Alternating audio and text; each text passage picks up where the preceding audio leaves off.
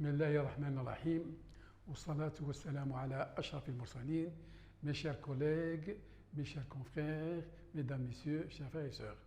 Aujourd'hui, si Dieu le veut, nous entamons la dernière partie concernant peau et soleil. Donc, d'abord, la peau et le soleil, donc réparer la peau au soleil. Qu'est-ce que cela veut dire? Que vous savez que le rayonnement solaire est maximal entre 11 heures et 16 heures. Même, ça c'est important, même pour un temps couvert, environ 80% des ultraviolets traversent le nuage. Ça c'est important. Donc l'eau, le sable, la neige ont un effet réfléchissant et accentuent l'effet des ultraviolets. Donc, en montagne aussi, l'air se raréfie et filtre moins bien les UV, les ultraviolets, dont l'intensité augmente d'environ 10 à 15% par 1000 mètres. Ça, c'est important. Regardez aussi dans cette photo, par exemple, le rayonnement solaire au d'été, et surtout sont très dangereux à partir de midi ou à 11 heures jusqu'à 16 heures. Donc les mamans, faites attention au bord de la mer, faites attention. Que les Allemands, Achtung, Achtung, Achtung, attention, attention, attention. Donc les rayons ultraviolets de type A, aux longueurs d'onde les plus longues, sont responsables donc, du bronzage rapide et du vieillissement cutané. J'avais montré un petit peu les photos concernant le vieillissement cutané. Donc, ils pénètrent profondément dans la peau et provoquent des rides en s'attaquant bien sûr aux fibres élastiques. Donc, leur action négative n'est pas toujours immédiate, visible, car elle est lente et cumulative. Au fur et à mesure, la peau, je l'ai dit encore une fois, la peau n'oublie pas, le moindre rayonnement est emmagasiné. Donc, les UVA modifient indirectement l'ADN en provoquant la formation des radicaux libres. Donc, la prévention, ça c'est important. Donc, les mesures suivantes doivent être appliquées par tous. Très important. Éviter de s'exposer au soleil entre 11 heures et 16 heures. Rester à l'ombre d'elle. Porter un chapeau et des habits adéquats, par exemple tissu foncé. Mettre des lunettes de soleil efficaces. Si une exposition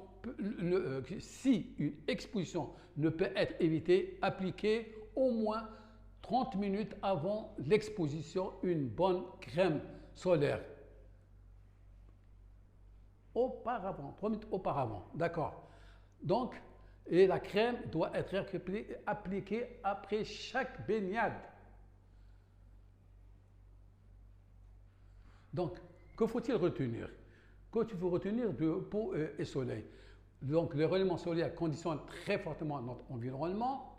Le soleil est indispensable à la vie et cela par plusieurs mécanismes dont les principaux sont ses actions physiques sur la Terre, la mer, sur le ciel et ses effets sur la matière vivante puisque l'énergie qu'il transporte déclenche et entretient directement ou indirectement, bien sûr, la presque totalité des réactions biochimiques, en particulier, et la plus d'entre elles, c'est bien sûr la synthèse du chlorophylle.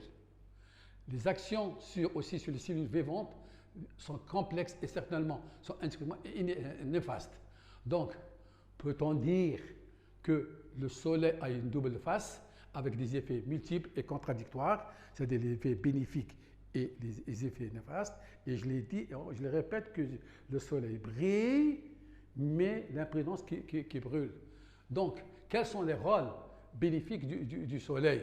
Donc, d'abord la beauté, bien sûr, la chaleur, l'énergie, action calorique, sur la vision, sur la photosynthèse, sur la synthèse de la vitamine D, antirachitique, une action bactéricide, une action thérapeutique, action antidépressive, une pigmentation et aussi réparation de l'ADN.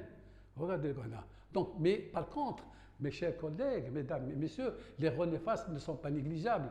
l'érythème, c'est-à-dire la rougeur. Regardez dans cette photo, les lésions cutanées, la photosensibilisation. Qu'est-ce que c'est la photosensibilisation?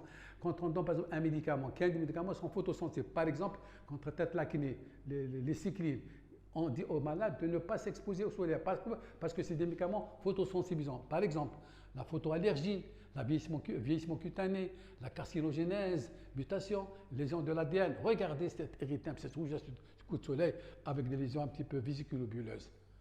Alors regardez aussi la destruction de l'ADN parce que c'est le xéma pigmentosum dû à une déficit enzymatique qu'on appelle l'endonucléase et sous l'effet des UV, il y a une destruction de l'ADN. Évidemment, le résultat est le suivant de plusieurs cancers, de carcinomes au niveau du visage. Donc, face à l'agression solaire, donc la peau dispose des moyens naturels de défense qu'on appelle le capital soleil. Le capital soleil est propre à chaque individu. Il doit être connu, géré et économisé pour chacun car les effets à long terme des UVA sont cumulatifs tout au long d'une vie et apparaissent dès qu'une dose de seuil est dépassée. Ce capital sera d'autant plus rapidement entamé que les surexpositions sont fréquentes. Plus on s'expose, plus la peau emmagasine et à un moment va donner des effets néfastes. Un grand auteur, Klingman, qui disait que n'a-t-il pas bien dit que prédire les effets chroniques des érosions UV en se fondant uniquement sur les expressions brutales est une erreur. Même des petites quantités d'UVA reçues de manière chronique induisent des dommages. Tous les parents disent la plage, il n'y a pas de problème. Et c'est là le danger. Donc, pour se défendre de l'agression des actions optiques, la peau possède des mécanismes d'adaptation, de défense, dont les principaux sont l'épaississement de la couche cornée. Donc, c'est un petit peu le mot, voilà les défenses qui nous donnent.